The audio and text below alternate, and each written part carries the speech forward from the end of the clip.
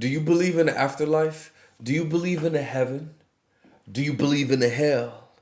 We're about to watch a video where people talk about the afterlife and they live to talk about it. They died, they saw what happens on the other side, they came back, and they're going to tell us all about it. Shout out to the gang. This should be extremely interesting. Y'all know I believe in the afterlife for sure. I'm a spiritual man. Let's hop into this video. Let's go. What's good, Dark Knight gang? I'm Neptune. Hey, bro, today I'm about to react to a video titled People Who Saw the Afterlife and Lived to Tell About It. Oh, this should be interesting. Do you guys believe in the afterlife? Let me know down in the comments. Me personally, I do. I don't believe in a heaven. I don't believe in the heaven how the Bible says, and I don't believe in the hell how the Bible says. I believe when we die, this is just my own personal beliefs. I'm not shitting on your beliefs. We all have different beliefs. Relax. What I believe personally is when we die, you get to decide what you want to do. Just like in this life, you have free will. I believe when you die, you also have free will. So if you want to be reincarnated to continue to learn lessons, you could come back down to earth and be reincarnated. If you want to go and live on other different planes of existence or other realities to continue to grow as a soul, I believe you can do that as well. If you want to cease to exist and just be one with the ultimate creator, the ultimate consciousness, whatever you want to call it, God, whatever. If you just want to cease to exist and go back to the creator and never exist again, it's up to you. That's what I believe personally, because just like in this life, we all have free will. So why would we not have free will in the afterlife? That's just what I believe personally. So when I die, I am definitely going to be reincarnated. Maybe not on earth. I'm going to see what else is out there. And then my soul will travel and I'll go wherever I want to go. You feel me? Anyway, this should be an interesting video. Shout out to the gang. Let's see what they talking about. I don't know. Maybe these people went and they saw the devil with a pitchfork poking at them. You know what I'm saying? Anyway, shout out to the gang. Everybody have a good day. Have a great day. Yeah. I hope life is going good for you, bro. Let's go.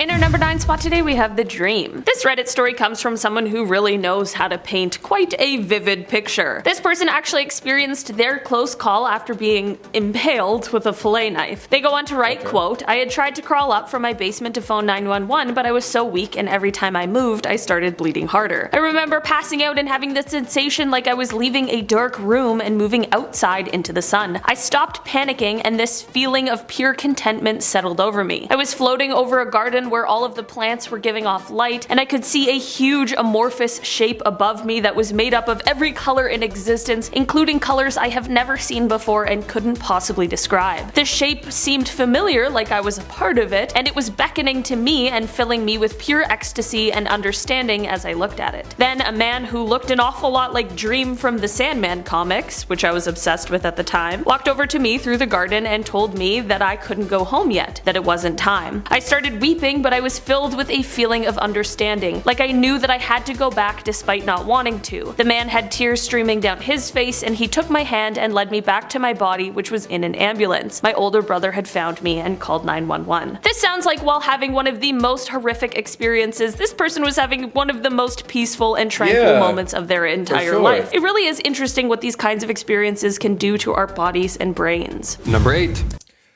That experience didn't sound bad at all. So they're about to die, and then they feel like their body was just floating in this field of flowers, and they looked up, they see all these beautiful colors, and then this person comes to them and say, "Hey man, it's not your time." And they like, but okay, I understand. That doesn't seem bad at all. Guest appearance. This Reddit story starts out when the OP was in the middle of having an anaphylactic reaction, and at this point they had stopped breathing entirely. What an absolute nightmare. They remember having visions and hallucinations during this experience, and once they were healed up, they figured the hallucinations and whatever they saw, they figured that was just part of the reaction. They didn't think much of it at first until they explained to their mom later on what exactly it was that they saw. They saw a middle-aged man who wasn't in scrubs standing at the end of the hospital bed while all the staff was running around and doing their business. I was having a non-verbal conversation with him, and he was telling me to calm down and to focus on my breathing. He wore a tropical style button-down shirt, one of those old school newsboys hats, and had a very pleasant demeanor. Mom then showed me a photo of my grandfather that I'd never seen before, and it was the same guy at the foot of my bed. And he died before I was even born. So he'd never even seen them. That's crazy. Well, this man has style in the afterlife, it seems. That's pretty wild. Has this happened to anybody else before? Have you experienced any type of reaction where you unconsciously see your family? You probably don't forget something like that, so let us know in the comments down below. So his grandfather is clearly one of his ancestor guys that's having his back. You know what I'm saying? So he was tripping out on his grandfather like, chill, bro. Just focus on your breathing. It's all good. Shout out to Gramps, cuz. In our number 5 spot today, we have the haircut catastrophe. This story starts out with the OP explaining that their afterlife experience came after they had suffered a seizure. It's a good time to remind everyone that not all seizures look the same, like how this person just put their head down and simply stopped breathing. How absolutely terrifying that would be. They were getting their hair done at the time, and while they sat there and their lips were turning blue, they could hear what was going on around them as the poor stylist was yelling into their phone for the ambulance to get there. They then go on to write, quote, "I was aware of being very warm and comfortable. I knew I was not breathing, but there was no anxiety or discomfort with it. Everything was very relaxed. There is a sense of otherness. I would call it God, no gender, but all other names in different religions applied just as well. I knew then, just as I can tell you my name now, that there is no one right religion or spirituality. Just like you can climb a mountain using more than one trail, so is our non-physical life. When you die, you can choose to stay forever as a separate being, reincarnate into another life, stay for a while, then reincarnate, or simply become part of the otherness and lose yourself in it. I was told it was not my time, that each of us has a set time to live on Earth. When your time is up, it is up. I was not given an explanation beyond that. I got sent back and started." That's literally exactly what I believe, bro. Exactly. Everything that this person said. Listen to this. This is exactly what I believe. Listen. There is a sense of otherness. I would call it God, no gender, but all other names You guys know I believe God has no gender. in different religions applied just as well. Exactly. I believe every single religion, it doesn't matter what you call God. There's one universal being that created everything. Whatever you want to call it, it doesn't matter. I knew then, just as I can tell you my name now, that there is no one right religion or spirituality. That's exactly just what like I you can believe. climb a mountain using more than one trail, so Facts. is our non-physical life. When you die, you can choose to stay forever as a separate being. That's literally what I said in the beginning of the video. I believe when you die, you can choose whatever your soul wants to do, just like on this earth. You can choose to go to different planes of existence. You can choose to be reincarnated, or you can choose to merge back to quote unquote God and cease to exist.